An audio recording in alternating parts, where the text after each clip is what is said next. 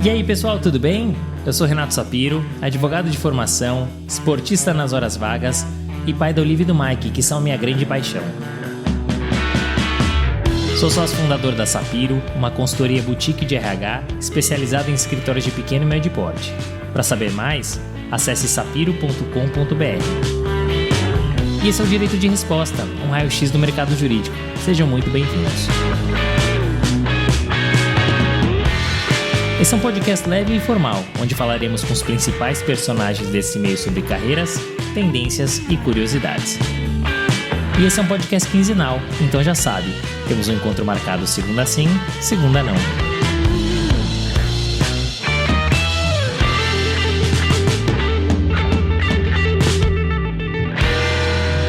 Senhoras e senhores, o podcast Direito de Resposta está de férias, mas nós reunimos nesse episódio especial a primeira parte dos melhores insights da quinta e última temporada. Então aproveite e já aqueça as turbinas para a sexta temporada que está incrível.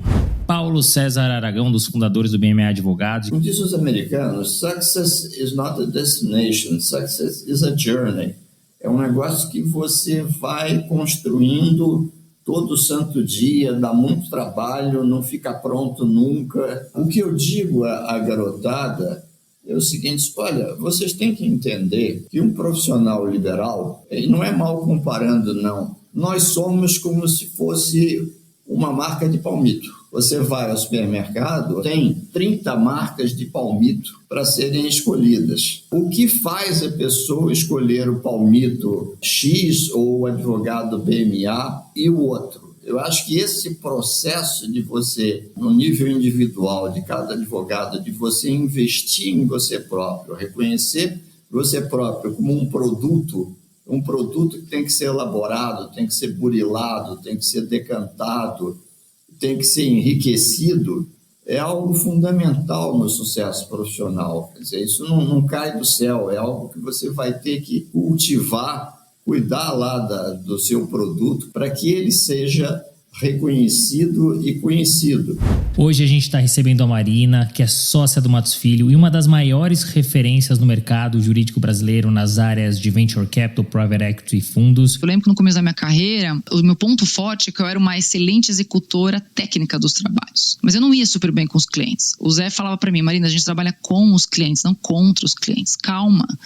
E eu falo isso para os meus advogados, para os estagiários até hoje, porque eu acho que tem uma hora também que dá o clique, que você percebe que você tem que prestar uma experiência para o cliente. A advocacia, o direito, ser boa na técnica é premissa básica, né? O cliente, quando ele chegou até você, ele tem certeza que você sabe do que você está falando. Ele sabe que você sabe os precedentes, você sabe a boa forma de fazer aquele negócio acontecer, mas o que ele busca no final das contas é se sentir seguro e ter uma boa solução para o problema dele, é ter uma experiência agradável. E eu demorei para entender isso. Eu era uma advogada muito mais resistente do que eu me tornei nos meus últimos anos antes da sociedade. Ninguém nasce tem o perfil para ser sócio, eu não tenho. Acho que você vai construindo isso e você tem que estar aberto para ouvir essas críticas e para você se adaptando e para você entendendo como você tem que evoluir na profissão. A Marina, recém-formada, não teria virado sócia se ela não tivesse mudado a personalidade dela e a capacidade dela de enxergar o cliente, de enxergar o outro e ter mais empatia e conseguir entender as coisas de uma forma mais completa. Ninguém gosta de ser estressado, mas se você vai ser bem-sucedido num ambiente desse, você tem que saber conviver e tem que saber lidar com o estresse, com clientes que precisam das coisas de última hora. Era uma zona de conforto pra mim viver isso. E acho que foi quando eu falei: quero ser sócio desse lugar. Eu acho que eu sou boa nisso. Eu acho que eu consigo entender qual que é a carreira aqui, o que é esperado de mim. E se eu continuar fazendo isso, eu acho que acontece. Ter um conforto com a dinâmica do trabalho, dos clientes, o estresse, foi uma coisa que pra mim me atraiu em continuar lá. É difícil esse negócio, é complexo. Eu faço renúncias diariamente pra estar aqui e pra entregar o que eu preciso entregar. O mínimo que eu posso querer é ser sócia.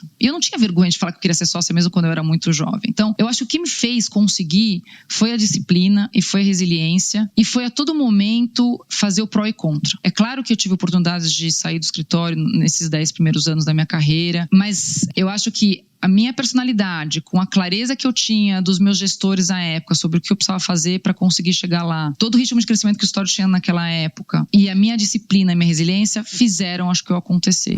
Hoje recebendo Cláudia Carpá, que é diretora jurídica na TOTVS e tem uma carreira super bacana, híbrida.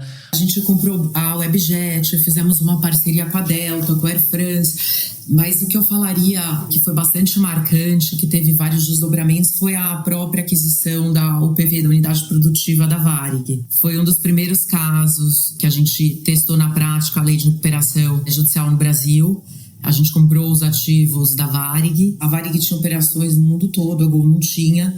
A gente tinha os slots, que são os direitos de pouso e decolagem, que é o mais, vamos dizer, é o coração, na verdade, das companhias aéreas, que tem mais valor, que é o mais difícil de conseguir. A gente tinha 180 dias, a partir da data da compra, para colocar todos esses voos da malha internacional operantes. Eles já não estavam operando por causa da situação da Varig, então a gente teve 180 dias sob pena de perder os slots. Eu lembro que eu fui despachada, entre aspas, para a Europa e me falaram, olha, você só volta aqui depois que a gente conseguir operacionar esses voos em 6 países. E eu não sabia nem por onde começar. Era um mundo de coisas, não necessariamente só jurídicos. E hoje, para brilhantar o episódio, nós receberemos Felipe Barreto Veiga, que vai contar um pouquinho dessa história de muito sucesso e de muito empreendedorismo. E eu acho, né, que o fato de eu ter passado por diferentes áreas, diferentes casas, me ensinou uma coisa que eu acho que tem até mais valor do que você saber o que você quer. É saber o que você não quer. Saber o que você não quer vai ajudar você a navegar num universo menor de opções para que você possa tomar decisões mais assertivas. Porque quando você sabe o que você não quer, você vai por eliminação e aí fica um punhado de opções para que você tome uma decisão. Então a chance de você tomar uma decisão assertiva é muito maior. É como quando a gente está estudando para o vestibular. Se você não sabe a resposta, comece eliminando aquelas que você tem certeza que não são. Descobrir o que eu não queria foi fundamental. E muito do que eu não queria, eu acabei usando como inspiração para não fazer, não repetir aqui no BVA. E de novo, não existe certo ou errado. Existe aquilo que funciona para você, para o seu negócio. É uma questão cultural, é uma questão de anseios pessoais. Então, saber o que eu não queria, acho que foi a melhor coisa dessa temporada. Hoje recebemos aqui a Alessandra Del Débio, vice-presidente jurídica e de assuntos corporativos para a América Latina na Microsoft. Primeira coisa que eu acho poderosíssima é se conhecer. Autoconhecimento é essencial para gerar autoconfiança, porque aí você sabe naquilo que você é bom, aonde você precisa melhorar. Se conhecer tem diversas formas de se conhecer. A terapia é uma delas, um desenvolvimento para o lado espiritual é uma outra forma. E eu acho que além desse autoconhecimento muito grande, eu fiz terapia durante muitos e muitos anos, acho que, inclusive para manter a minha sanidade, eu brinco. Esses assessments que a gente faz dentro das empresas, os treinamentos, leitura, o dia a dia da empresa, eu acho que é uma coisa também que ajuda muito a você identificar os seus traços, né? Os seus traços fortes. Tem uma série de ferramentas nessa área de liderança que mostram para você quem você é, onde estão as suas fortalezas, a sua forma de decidir é mais por fatos, é mais da sua intuição, quais são os seus principais motivadores. Eu acho que é isso, eu sou uma buscadora e essa é uma coisa que eu vou ser, acho que o resto da minha vida. Eu acho que aquele advogado corporativo mais tradicional, que eu vou te dizer sinceramente, nunca me encaixei nesse perfil, de que é aquele que fala, olha, isso não dá para fazer, tá aqui o legal opinion, o parecer, tararara. Não, eu sou aquela pessoa que estou junto com o business, sempre tive. Então, eu e o meu time, e os times que sempre me acompanharam, tiveram essa percepção dentro das empresas pelas quais eu passei, de um business partner. E agora tem mais espaço ainda para isso do que na época que eu comecei. Por isso que todo mundo falava que eu não parecia advogada. Mas você é advogada? Achei que você fosse de venda, achei que você fosse de marketing. Agora eu ouço menos isso, porque eu acho que é mais comum, tá mais palatável, tá mais aceito e, assim, não tem muita opção para advogado. Se ele não for um business partner, alguém que entenda um pouco de finanças, que entenda um pouco de tecnologia, que entenda um pouco do negócio da empresa, do modelo de negócio da empresa. Se não for assim, este advogado, esse profissional vai ter cada vez menos espaço dentro das corporações, eu acho, de um modo geral. Sejam elas startups, sejam elas empresas maiores. Eu acho que a primeira coisa que eu olho, para mim, é a mais importante, sempre foi, o mercado agora começa a enxergar isso, mas desde que eu comecei eu percebi que era o grande diferencial, é o perfil comportamental da pessoa. Porque é o que vai clicar e linkar com o meu cliente ou não. Então uma coisa que eu faço questão de conhecer é, não basta eu atender o escritório X, quem é o gestor dessa posição? Quem que vai cuidar dessa pessoa? Porque eu preciso ter um perfil que conecta não só com o DNA e a cultura do escritório, da empresa do meu cliente, mas com o gestor, né? Com a pessoa que vai estar ali no dia a dia. Essa é a coisa que eu mais olho. Ao longo desses quase 14 anos, dentro das entrevistas, claro que eu pergunto, olho muito a parte técnica, até por ser advogado, isso me ajuda bastante, mas eu procuro olhar muito e entender muito quem é essa pessoa. O que ela gosta, quais são os objetivos, qual o perfil comportamental, tentar tirar um pouco o crachá de headhunter para a pessoa se sentir à vontade, e é isso que faz dar certo. Muitas empresas e marcas enfrentam um desafio: destacar-se em um mercado cada vez mais competitivo, onde a atenção do público é disputada segundo a segundo. Qual é a estratégia que você tem usado para conectar a sua marca às pessoas certas e no momento certo? No podcast Direito de Resposta, temos a oportunidade de conectar marcas a um público que busca mais do que informações, busca reflexões profundas e contextos relevantes. Aqui, cada anúncio é mais do que um comercial. É uma conversa que inspira, engaja e transforma. E agora vem o melhor. A Media Kit do podcast Direito de Resposta está disponível e ela apresenta todas as informações necessárias para você explorar como a sua marca pode se beneficiar de estar em um espaço de credibilidade, audiência qualificada e relevância crescente. Entre em contato conosco agora mesmo no e-mail minhamarcano@direitoderesposta.com.br e descubra como transformar seu anúncio em uma mensagem poderosa. Repetindo, minhamarcano@direitoderesposta.com.br. Solicite a Media Kit e faça parte do podcast que transforma ouvintes em fãs e marcas em protagonistas.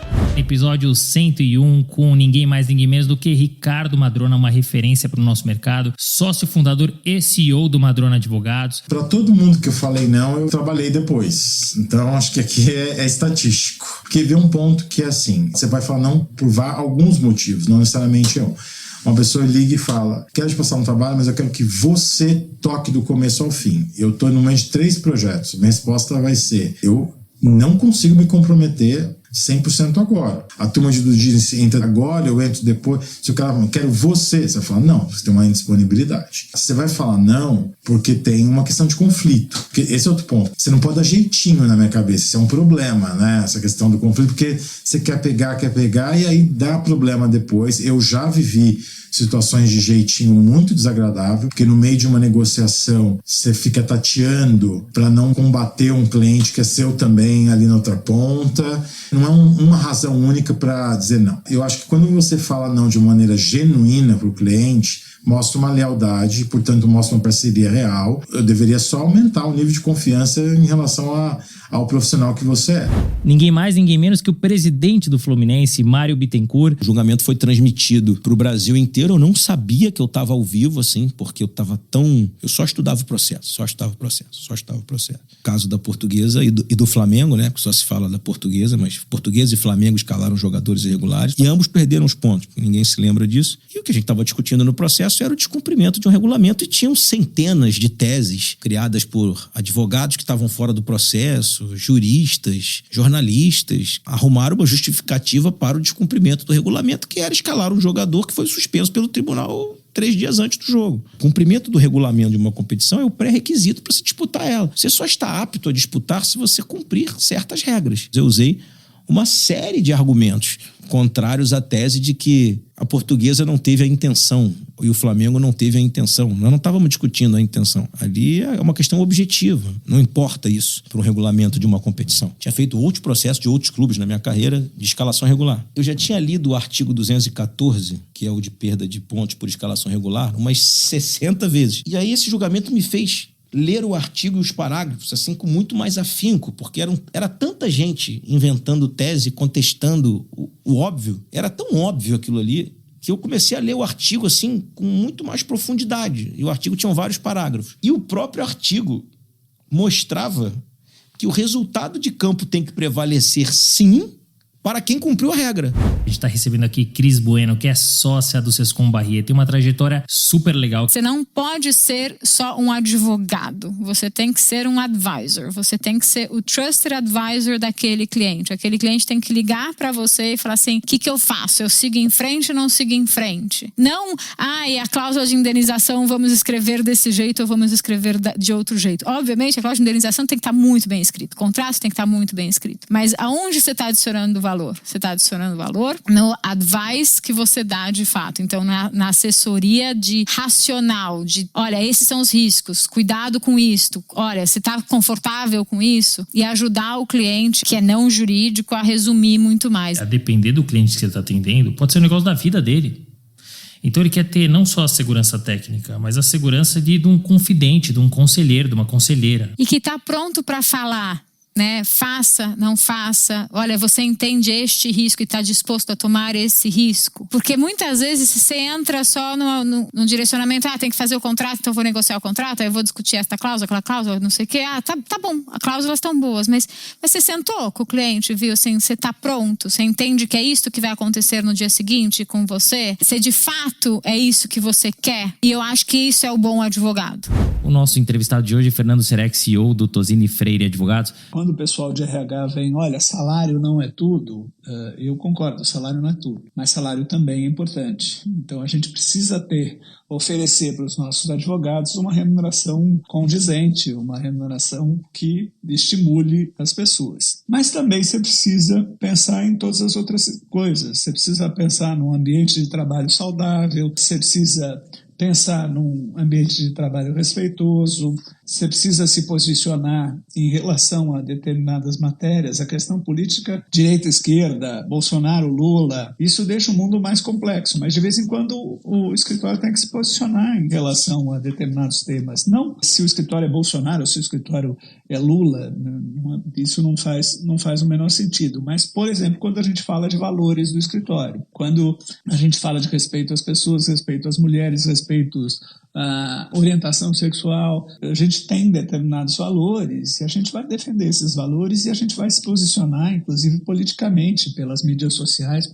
sobre esses valores que a gente acha importante. A gente acha tão importante esses valores que a gente botou na nossa visão de negócio que a gente quer mudar a estrutura do país nesse aspecto, que é para que todo mundo se importe com essas coisas. Que a gente consiga movimentar a sociedade e perceber que direitos humanos é importante e tudo isso. Recebendo hoje Luiz Gustavo Bichara, fundador do Bichara Advogados. Eu acho que as estruturas têm que estar preparadas para viverem sem qualquer pessoa, ninguém deve ser imprescindível, né? Então a gente hoje tem um modelo de formação de novos sócios patrimoniais que funciona muito bem, né, na área tributária, né, dos últimos 6 sócios, 4 foram estagiários na casa, né, que me orgulha muito, né, são pessoas que carregam cultura do escritório, enfim. Isso é muito importante para a gente fazer na sucessão e para que eu, que sou fundador, seja cada vez menos importante, né. Porque qual é o problema clássico da história de advocacia? O gato gordo, né, o sujeito que montou lá atrás, deu o nome, tem muita cota, chega uma hora, para de trabalhar muito menos, mas tem muito dividendo. E aí, claro que isso não é bom para o escritório, né? Então a gente fez um modelo societário onde a gente procura evitar esse problema, né? E acho que a gente tem que se preparar, Renato, para sair de cena, né? Vou te dizer assim, eu, quando sair, pretendo sair, outras coisas da minha vida, quero me aposentar. Fico vendo, assim, muitas vezes, colegas assim mais velhos, que eu respeito muito, né? E chega numa reunião, não se prepara para a reunião, não lê o que é. Nitidamente vai para a reunião dizendo, pô, eu sou o fulano, eu sei tudo. Porque parecer aí eu mato no peito. Isso é horroroso. Vai pra reunião, vai dever de casa, vem com o assunto. Não dá pra achar que sabe tudo, né? A gente vai ficando mais velho, vai cedendo a essa tentação, né? De achar que você já viu tudo, você sabe tudo. Isso é um negócio horroroso. Quando eu comecei a trabalhar, não tinha e-mail, não tinha fax. Então, ele levava uma carta pro escritório, perguntando a sua opinião sobre uma coisa. Você tinha 15 dias para responder. Aí ia almoçar, todo mundo almoçava 3 horas, ia pro happy hour. No dia seguinte, você abria a carta que o cliente estava falando. Hoje em dia, o cara te manda um e-mail, te manda um WhatsApp. Você recebeu o meu e-mail, se você não responder, ele te liga. É tudo imediato. Então, assim, o cliente quer demanda imediata. Aí não adianta ser aquele advogado que parece taberneiro francês, que odeia cliente, né? Então, se você está afim de atender seu cliente, você tem que estar disposto a jogar esse jogo. E esse jogo vai demandar sacrifício pessoal, vai demandar muito tempo de renúncia com as pessoas que você gosta, com as coisas que você gosta de fazer. Cada um na sua, né? Cada um na sua. Mas você tem que escolher a tua tribo com sinceridade, né? O que não dá é você dizer, não, eu vou ser um super advogado, mas não tô afim de trabalhar muito, não tô afim de me apurrinhar com o cliente. Aí não dá. Você tem que escolher a tua tribo, acho que com franqueza, né? Temos um convidado excepcional aqui, Thiago Asfor Rocha, que tem um carinho muito grande. Aqui a gente tem já muitas práticas, principalmente na área do contencioso de volume, né, em que a utilização da inteligência artificial é relevantíssima, fundamental, mas eu acho a questão da inteligência artificial em várias áreas do direito ainda tem muito a agregar, sabe, Renato? Eu sou daquela turma em que acredita que a gente tem que aproveitar essa onda, tem que aproveitar o que a inteligência artificial vai oferecer para os escritórios, desde que isso não prejudique a qualidade do trabalho, né? Então, sou entusiasta de que o advogado deve acompanhar essas transformações ao invés de lutar contra elas. Essa preocupação ela é normal na classe, né? Eu lembro que, certa vez, há pouquíssimo tempo, eu conversando com as pessoas próximas da OAB, né? E eu fui colocar justamente que a ideia que eu tinha de que eu acho que a OAB deveria criar hubs de low-tax e legal-tax. Porque a OAB vai ser realmente o ente mais credenciado para poder acompanhar o que essas empresas de tecnologia ligadas à atividade legal possam desenvolver. Mas, como não poderia deixar de ser, a primeira reação foi, não, isso aqui se a gente trouxer para dentro da OAB, vai ficar parecendo que a gente vai querer tirar o trabalho do advogado, substituir pelo trabalho da máquina. Ou seja, acho que é um pensamento pequeno frente ao potencial que a inteligência artificial vai ter, o impacto que ela vai ter na advocacia. Fim de papo. Se você gostou, recomenda para seus amigos. Se não, fala comigo que eu quero te ouvir. Até a próxima.